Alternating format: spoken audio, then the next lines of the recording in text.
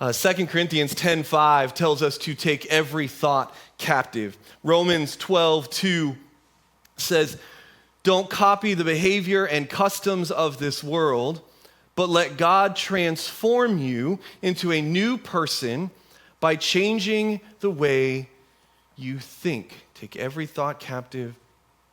Let God transform you by changing the way you think. Why all of this focus on our thoughts and our thinking? Well, because not every story you're telling yourself is true. Not every story you're telling yourself is true. And another way of saying that is not everything you feel is real. Not everything you feel is true. And this is an important distinction. That yes, you are actually experiencing that feeling. I'm not saying that part. I'm saying that not everything you feel is actually an accurate response to the current situation or threat level. Not every fear you feel is actually real in that moment. It's a ghost and an echo of fears gone by. Not everything you feel is true. Not every story you're telling yourself is true. And it's worth actually digging into, and it's worth evaluating, because a life of reactivity based on lies cannot honor a God of truth. If our God is true and a God of truth, basing our lives, our reactions, our relationships on lies cannot honor that God of truth. So ideally, we capture that thought the minute that it rushes into our brain to try to create a story, and maybe eventually we get there. If you're not there yet, capture it like you would capture a photograph. Take a little, your brain will just do this. Take a snapshot of the image so that a few minutes, a few hours later, you can go and sit with that picture and you can process what happened in that moment, what happened to your body, what thoughts and feelings rushed in, what was the tone of your thoughts in that moment, what were you focused on, what story were you telling? You can ask questions like, is that threat real? Is that story true? Because it is true that reactivity is contagious. So are we spreading a reactivity based on lies or peaceful responses based on what is true? Ephesians chapter 4 is a section of Paul's letter to the Ephesian church that really zeroes in on creating a healthy Christian community. And there are a couple of verses in here that echo each other. Ephesians 4:25. So stop telling lies.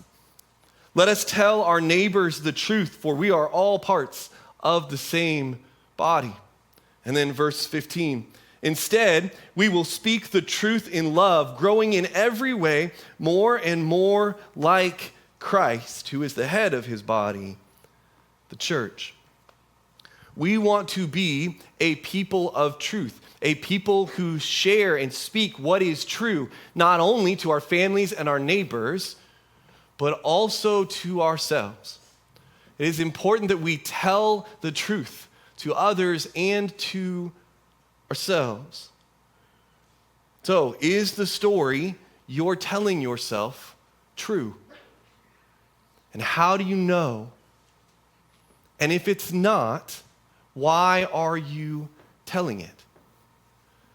And I don't ask those questions with any amount of condemnation. If I was going to stand up here and try to condemn us for that, I would deserve to have my counselor come rushing in from the back going, hypocrite! And I just don't want him to do that. I don't think he would, but I just am not going to ask it with any condemnation. Because that's like 50% at least of my counseling sessions is that story true? Oh, probably not. Okay, I'll try a different one. It's just how it goes. Now, I bring that up in part to say that finding out if the story you're believing is true may require you to actually speak out your story. In the fictional scenario I painted earlier, we went and we apologized. Is this story true? That can be a good way to do it. You can talk to a counselor or often getting together with a friend or a couple of friends to go, here's the situation. Here's the story I'm telling. Is that story true? I have discovered in my work, people sometimes come to me for counseling, coaching stuff. I'm very much not a licensed counselor, but I tend to be free so people get what they pay for. And so people come in and they tell me their stories. And sometimes they'll ask, most of the time we won't, because our stories are really convincing to ourselves. And so sometimes I get to be the one who says, oh, that story might be true. I can see why that would happen. Is it possible that this is the story? It seems possible that they might have meant it this way.